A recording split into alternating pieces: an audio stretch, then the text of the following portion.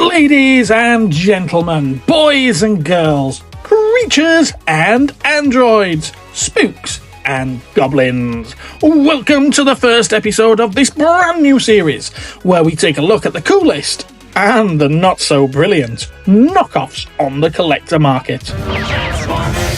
In today's show, we take a look at the timeless classic, a true hero of the toy box, the courageous commander of the Autobots of Cybertron, Optimus Prime. I couldn't think of a more fitting toy for the first episode of a nostalgic series about knockoff toys than the Generation 1 Optimus Prime. I think it's fair to say that Transformers, particularly the original Generation 1 line, has been knocked off far more than any other toy line out there.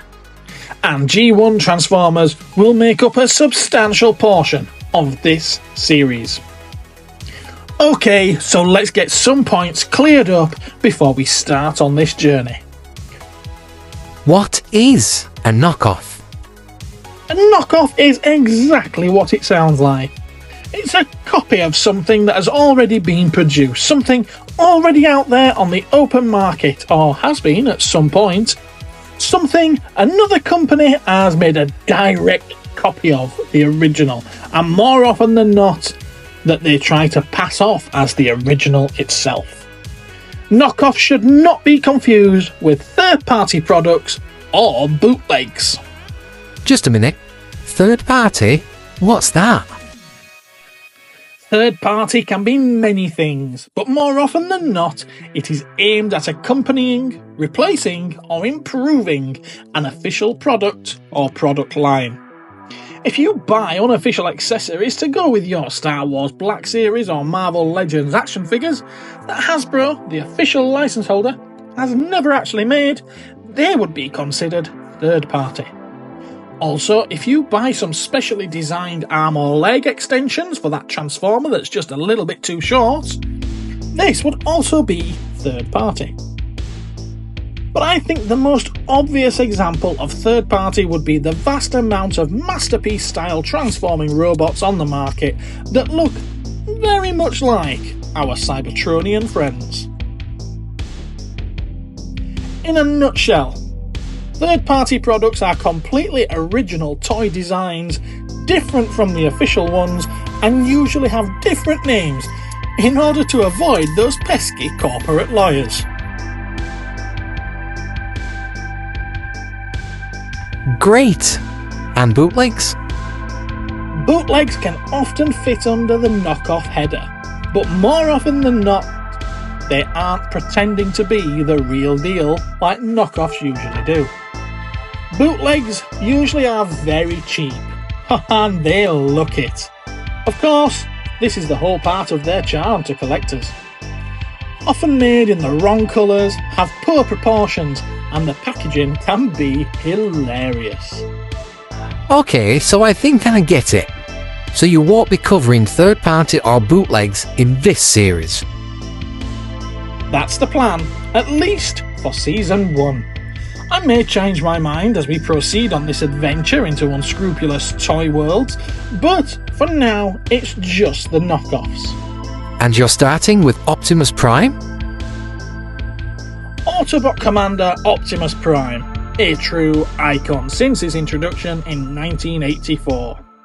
This knockoff has been kicking around for at least 20 years, and with the complete and boxed minty versions of the original toy now changing hands for upwards of £400, you can't blame people for picking these much cheaper options up when you can get that same nostalgic kick for under 30 quid. But is it any good? Well, that's what I'm about to find out. Let's start with the box. It's fine. The print quality is good. Not perfect, but more than acceptable. The knockoff Optimus Prime has always been instantly identifiable as a knockoff by this extra grey border across the top of the window. You see, it was actually absent from the original. The box card quality also seems fairly good, although it is glossy. The original was much more flat, more matte. So the glossy finish is also an instant giveaway.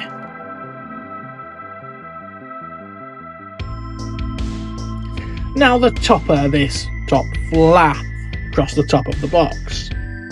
The glue has failed, and the front and rear are separating. This makes the box feel quite weak. When I get a chance, I'll get a bit of PVA glue in there and stick it down properly, and that should fix the problem. I think that's as much as I can say for the cardboard box. Let's get this amazing toy out and have a look at it.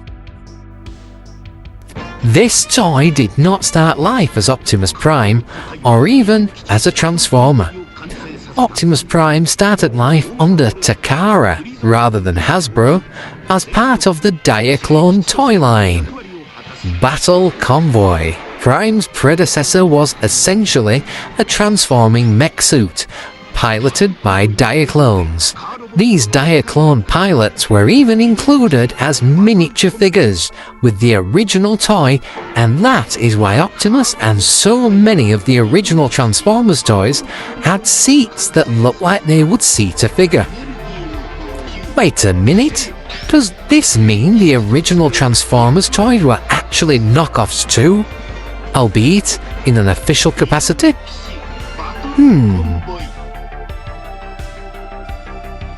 Oh wait, I just remembered another great way to identify this as a knockoff. The styrofoam insert is too small. It's not tall enough to fill the box.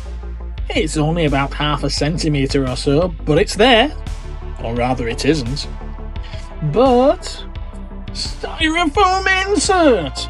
Even the official toys don't use these anymore because plastic is cheaper. I mean, because chopping down more trees to make cardboard inserts is gonna save the planet. I just love a bit of good old-fashioned styrofoam though. Alright Optimus, it's your time to come out of your coffin.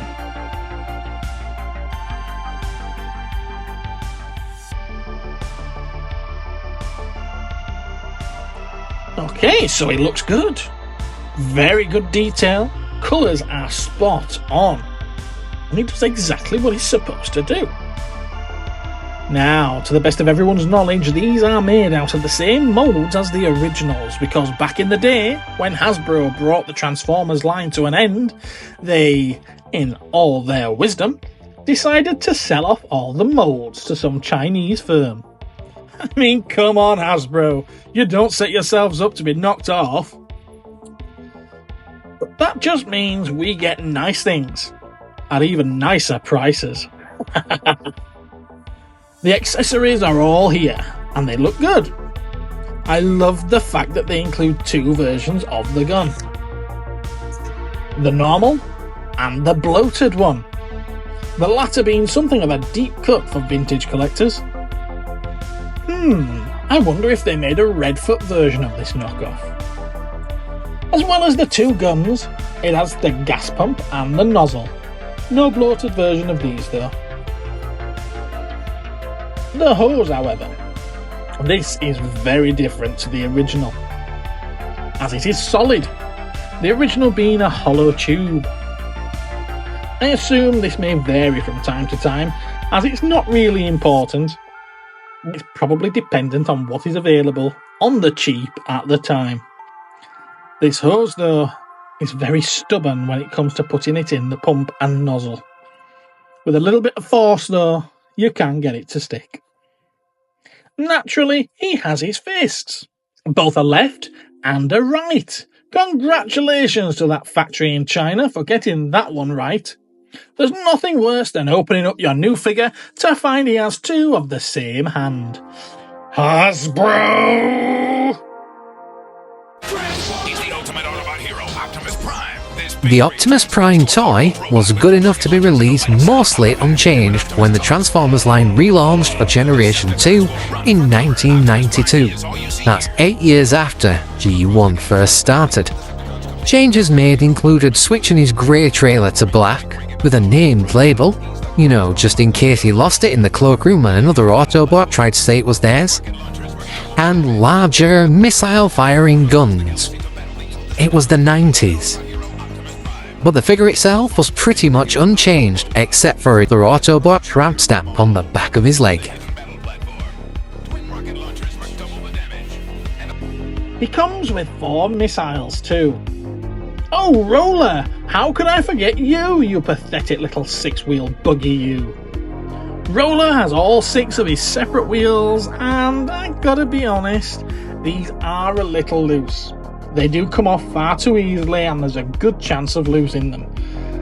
But I didn't buy this for Roller. Oh, Optimus Prime, you stunning and shining masculine example of a forgotten era. Your transforming and rolling out was a staple of most prepubescent boys' childhoods throughout the 80s. And this glorious figure of yours should be the right of all sentient beings. Knockoff signs are there in the form of these little white spots from the manufacturing process. They are absent, or at least much cleaner on the original, but their presence here doesn't really detract from the toy at all. As you can see, the detail is fine, and that vac metal chrome is a thing of beauty. Are you listening, Hasbro? We want vac metalizing back. Nobody wants your dull, almost brown C-3POs. On to the transformation. It transforms smoothly. No parts catching or snagging, no loose swinging around limbs. Nice transformation that takes less than 20 seconds. No stress, but all the fun. However, as awesome as he is, he does look a little naked. He needs his stickers!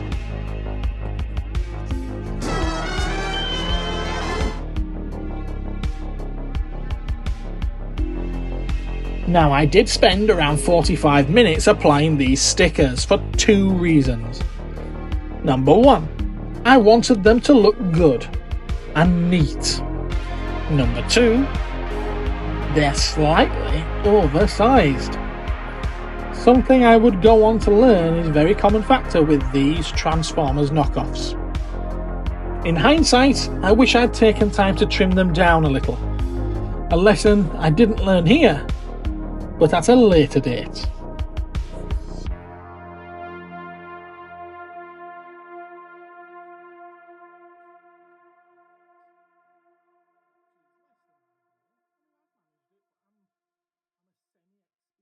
Also, I find the stickers are not as foil-like and as shiny as I remember the original ones being, but that could be my old brain playing tricks on me. It has to be said, even if they are a micron or 2 too big, Optimus does now look the dog's testes now that he's all stickered up. And yes, I haven't even mentioned the trailer.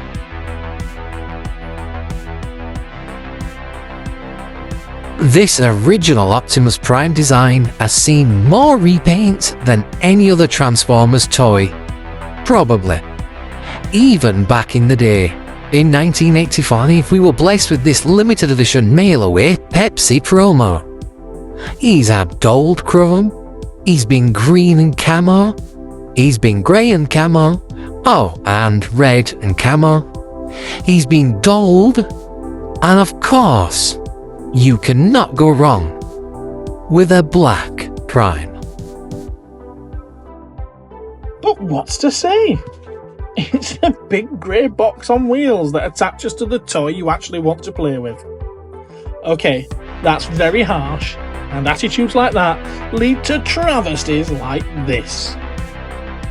Hasbro! In all seriousness, the trailer is perfectly fine, and really looks the part once labelled up.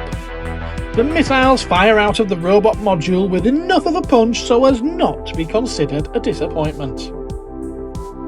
And the robot itself can be posed without fear of the weight being too much for the loose joints that I had been expecting from a knockoff, i.e. it's not loose. I suppose that brings us to the end of this first knockoff review. As a retailer of toys, I cannot really recommend or encourage anyone to buy knockoffs. But if you were choosing between this wonderfully nostalgic replica of your favourite 1980s role model, or say this soulless, overpriced and pathetic attempt to milk the last few drops of ambrosia from a cow's rotting corpse, then I think the answer's fairly obvious, don't you? As I said near the beginning of this video, G1 Transformers are going to make up a substantial portion of this whole series, almost like its backbone. But it won't all be Transformers. We do have some very interesting toys to look at going forward. Watch out for those other toys making a premiere from episode 3. Because to follow on from Optimus Prime, there was only really one choice that I could make for episode 2. That's right folks, join me in the next instalment of It's a Knockoff, when I take a look at the brand new Generation 1 knockoff of Decepticon leader Megatron. Thanks for watching everyone, remember to smash that like button on your way out and I will catch you again in the next one. Bye bye!